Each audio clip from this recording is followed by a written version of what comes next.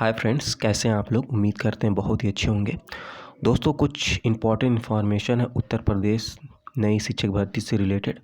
जैसे दोस्तों आप लोग जानते होंगे कि जो नया शिक्षा आयोग है उसने अभी बैठक की है, जिसमें दोस्तों ये निर्णय लिया गया है कि आचार संहिता के बाद जैसे ही ख़त्म होगा, भर्ती देने की तैयारी में है। तो दोस्तों इस पे विस्तार से देखेंगे क्या चीज़ें हैं, किस प्रकार से क्या भर्ती आने वाली है।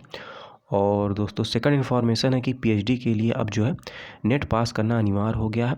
और इम्पॉर्टेंट चीज़ ये है दोस्तों कि यूजीसी जो है नेट का सिलेबस जो है उसे बदलने भी जा रहा है। तो विस्तार से देखेंगे दोस्तों दोनों इम्पॉर्टेंट इन्फॉर्मेशन। ज़्यादा टाइम ना लेते हुए दोस्तों चीज़ देख लेते हैं एक एक करके दोनों इम्पॉर्टेंट इन्फॉर्मेशन। दोस्तों पहला इन्फॉर्मेशन आप लोग की स्क्रीन पे ये रहा, जो कि नेट से रिलेटेड है। आप लोग ऊपर देखेंगे तो इसमें स्पष्ट रूप से कहा गया कि यूजीसी ने विश्वविद्यालयों को जारी किया निर्देश। और यहाँ पे आप लोग देख सकते हैं पीएचडी के लिए अब नेट पास करना अनिवार्य। अब ये चीज़ें दोस्तों थोड़ा सा विस्तार से देखेंगे, क्योंकि बहुत से लोग होते हैं जो पीजी किए रहते हैं और नेट का एग्ज़ाम भी देने के लिए इच्छुक होते हैं, और बाद में फ्यूचर में भविष्य में वो पीएचडी किस प्रकार से करेंगे उसके लिए दोस्तों ये बहुत ही इंपॉर्टेंट इन्फॉर्मेशन है, क्योंकि अब सब कुछ जो है दोस्तों वो नेट पे ही डिपेंड है। तो आगे चलिए देख लेते हैं थोड़ा इसका विस्तार से क्या है इन्फॉर्मेशन। दोस्तों आगे इन्फॉर्मेशन यहाँ से यदि आप लोग देखें तो चीज़ें और भी क्लियर स्पष्ट होंगी। इसमें दोस्तों कहा गया है कि यह व्यवस्था वर्तमान जो शैक्षिक सत्र है 2024-25 से लागू की जाएगी। यूजीसी के अनुसार जून में आयोजित होने वाली नेट परीक्षा, ये भी आप लोग जाने रहिएगा कि इसका जो आयोजन जो परीक्षा का होगा वो जून के मंथ में होने वाला है। तो इसके लिए जल्द ही जो एनटीए एग्ज़ाम कराता है जारी करने जा रहा है, इसके लिए सूचना नेट के लिए। और आगे आप लोग देखेंगे तो यूजीसी ने सभी विश्वविद्यालयों को नई व्यवस्था को वर्तमान शैक्षिक सत्र में लागू करने का निर्देश भी दे दिया है। तो कहीं ना कहीं दोस्तों ये एक चीज़ अच्छी चीज़ है, क्योंकि अब नेट के माध्यम से ही जो है पीएचडी में एडमिशन्स जो है वो होंगे। अब दोस्तों इसमें एक चीज़ और है, यूजीसी जो है वो नेट का सिलेबस बदलने जा रहा है। क्या इन्फॉर्मेशन, चलिए उसे भी देख लेते हैं।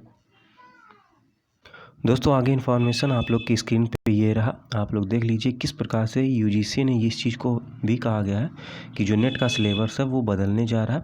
और विस्तार से यदि आप लोग यहाँ पे देखें तो और भी चीज़ें स्पष्ट होंगी। विश्वविद्यालयों में सहायक प्रोफेसर बनने और जूनियर रिसर्च फेलोशिप के लिए जो नेट की सिलेबस था 6 सालों के लिए 6 सालों बाद बदलने जा रहा है। अब दोस्तों इसमें और भी चीज़ें हैं, आप लोग यहाँ पे देखें तो विश्वविद्यालय अनुदान आयोग यानी कि यूजीसी के विशेषज्ञों ने जो 2020 के तहत यूजीसी नेट के जो परीक्षा के जो विषय थे, आप लोग यहाँ पे देखेंगे जो विषय के नेट के एग्ज़ाम्स कराए जाते हैं 83 विषय इसमें होते हैं। तो इसका सिलेबस जो है दोस्तों वो अब बदलने जा रहा है। और यदि आप लोग यहाँ पे देखें तो कहा गया कि अगले साल जून की नेट में इसे लागू किए जाने की संभावना है। तो ये चीज़ें हैं दोस्तों, आप लोग देखेंगे, हो सकता है दोस्तों इस पर बात बन गई हो और इसमें जो है दोस्तों आपका जो सिलेबस है यूजीसी का वो बदल जाए, जो जून में एग्ज़ाम होने वाला है। अब चलिए दोस्तों देख लेते हैं सेकंड इन्फॉर्मेशन, जो कि शिक्षक भर्ती उत्तर प्रदेश से रिलेटेड है। दोस्तों सेकंड इन्फॉर्मेशन आप लोग की स्क्रीन पे ये रहा, जो कि उत्तर प्रदेश शिक्षक भर्ती से रिलेटेड आप लोग देखेंगे। तो इसमें जो है दोस्तों मैं पहले भी बता चुका हूँ कि शिक्षा चयन आयोग का जो है उसका गठन होगा, उसी के माध्यम से जैसे प्राइमरी हो गया या उच्च का हो गया वो वैकेंसीज आपको देखने को मिलेगी। तो इसमें दोस्तों कहा गया कि आचार संहिता ख़त्म होने के बाद भर्ती की तैयारी में आयोग, तो इसलिए जो भी लोग तैयारी कर रहे हैं अपनी तैयारी करते रहिए। आचार संहिता अभी दोस्तों कम से कम ये मान के चलिए 2 महीने से ऊपर ही रहने वाला है।